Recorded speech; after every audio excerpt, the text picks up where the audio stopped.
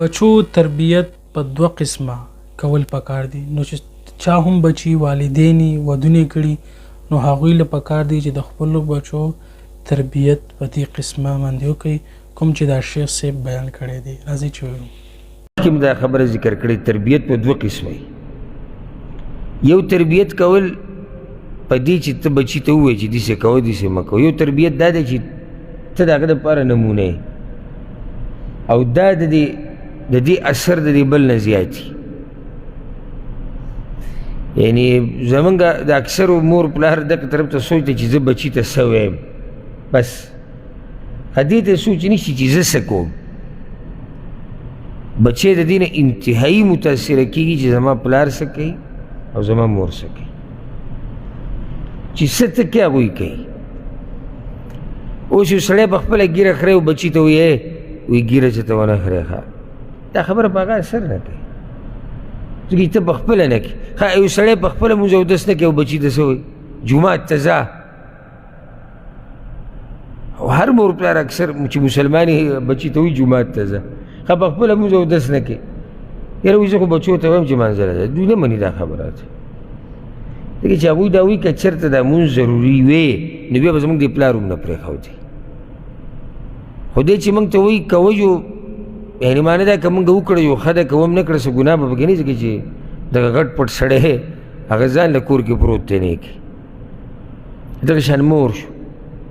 نشې تماشې کوي او بچو ته وایي چې ته یې مه کوه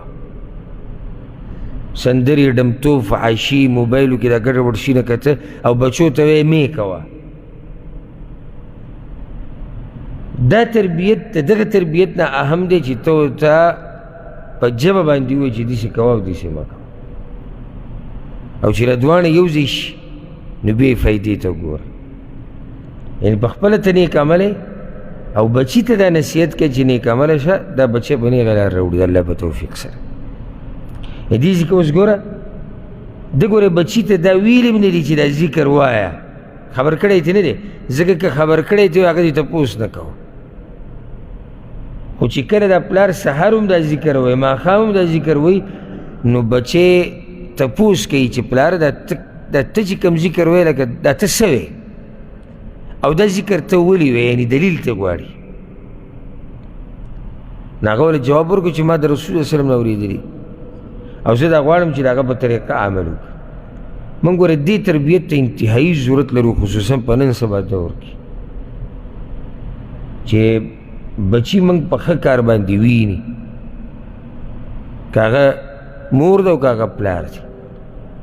د دې نه بچي انتهایي متاثره کېږي انتهایي ځکه تاسو کور کې لیدلي ګوره دغه دا خو پرېږده چې ماشوم په ښه بد پوه شي هغه ماشومانه نه دی چې په ښه بد نه پوهېږي هغه هسې یو څو ټکي زده کړي خبرې واړه واړه دوی هم ګوره د مور پلار ته ګوري کله نه کله د مور پلار پیښې کوي څنګه چې دا پلار رواني دی اوس رقې شر رواني دې څه خبرو کې هغه هم کوشش کوي چې داسې ووایي څه شی رواني دې هم کوشش کوي چې دغه رواني حالانکې دې لا په ښه بد پوهېږي هم نه په ښه بد لا نه پوهېږي او پلار ته ګوري او مور ته ګوري نو چې په ښه بد پوه شي او بیا دې پلار ته ګوري چې زما دا پلار خو دا کار کوي زما دا مور خو دا کار کوي زما دا مشران خو دا کار کوي به دې به قشنګ کار کوي. ماحول جوړول په کور کې دننه د زما ستا په لاس کې دي یعنې موږ اکثر دا ګیله کوو بهر چې معاشره ډېره خرابه ده بهر به معاشره کېدی شي زما ستا په لاس کې د هغې بدلول نه یا به ښه یا به بدې خو دننه کور کې خو ما ورته ماحول بدلولی شو که که نه شو بدلولی یعنې کور کې دننه ماحول بدلولو دپاره هم باچایان په کار دي چې زموږ کور ته دننه راشي موږ له ماحول بدل کړي د ملک باچا به راځي که نه علما به زموږ کورونو ته دننه راځي موږ له ماحول بدلوي دا زما ستا په لاس کې دي یعنې کور چې څنګه ماحول ته جوړ کړي دقه شان به ستا دا بچي دا پکې فایده وه. ښه ګوره د حدیث کې وی یا الله بدن کې عافیت راکړه د دعا کې دا دي او په سترګو کې او په غوږونو کې نو دا سترګې او غوږونه به د بدن کې رانلو خدای به خاص په دې ذکر کړو ځکه چې دې اهمیت ډېر دی یعنې دا څه چې موږ اینو په دې سترګو څه چې اورو په غوږونو ښه ته دا سترګې او غوږونه لرې که ځه یعنی یو سړی دی روغ رمټ دی، بدن یعنی هر اندام یې صحیح کار کوي 100%، خو صرف غوږونه یې نشته او سترګې یې نشته. هسې سوچ وکړئ چې ته روغ رمټ او غوږونه نه او سترګې نه، څه دي؟ هېڅ هم نشته. ذکر دې ذکر په قرآن کې هم ډېر کېږي، حدیثونو کې هم کېږي د دوو نعمتو. بل دا چې په دې سره حق پېژندی کېږي او حق لیدی کېږي. یعنی یو سړی د غوږونه یې نشته، غوږونه یې نشته معنی چې اوري نه، او سترګې کار کوي، دی په حق باندې هغه شان نشي پوهېدی څنګه چې هغه پوهېږي چې دا غوږونه کار کوي، یا سترګې یې نشته